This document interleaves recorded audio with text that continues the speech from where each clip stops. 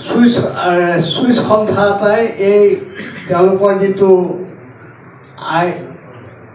AIQ এয়াৰৰ জৰিয়তে এই সিদ্ধান্তত এই ৰিপৰ্টটো দিছে।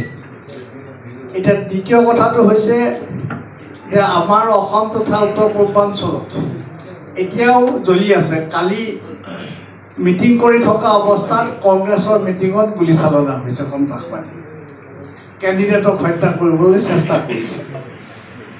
কিন্তু আজি এই 3 মে'ৰ পৰা জ্বলি থকা মণিপুৰখন ভ্ৰমণ কৰিবৰ কাৰণে ভাৰতবৰ্ষৰ প্ৰধানমন্ত্ৰীৰ মুখত আজিলৈকে এটা শব্দ নোলাল।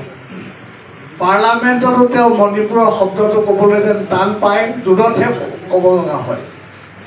এতিয়া এইটো উত্তৰ পূৰ্বাঞ্চলক ইমান ভাল পোৱা ভাৰতবৰ্ষৰ প্ৰধানমন্ত্ৰীয়ে আমাৰ মূল ওচৰৰ ৰাজ্য আমাৰ লগত আমাৰ অসমৰ পৰাই খাপ খাটি যোৱা মণিপুৰত আজি যিটো অৱস্থা হৈছে, ইয়াত তেখেতে তাৰ মানুহক নিৰ্ভয় দিবৰ কাৰণে এবাৰ আহিবৰ কাৰণে ভয় কিহৰ?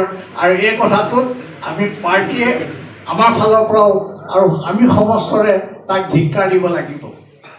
उनको नहीं मिलता। भारतीय जनता पार्टी ने 100, 251, 351 रुपए की बात रखी थी, लेकिन आज 225 और 235 रुपए उनको मिल रहे हैं। ये कब वादे पूरे होने वाले हैं? इसके साथ साथ 25 लाख नौकरियां जो यहाँ की सरकार ने वादा करा था, 2 करोड़ नौकरियां जो मोदी सरकार ने वादा करा था, कहां है वो नौकरियां?